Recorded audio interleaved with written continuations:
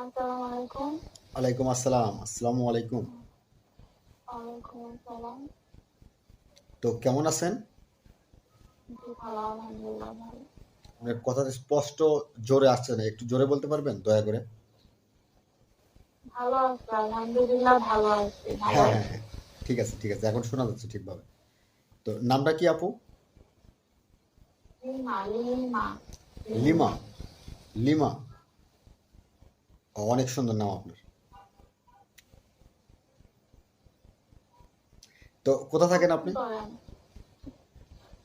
ঢাকা। ঢাকা। ও ঢাকাতে, আচ্ছা। যেহেতু এই মুহূর্তে হাতের কাছে ইয়ারফোন নেই, তাই দয়া করে একটু জোরে বলবেন। আচ্ছা।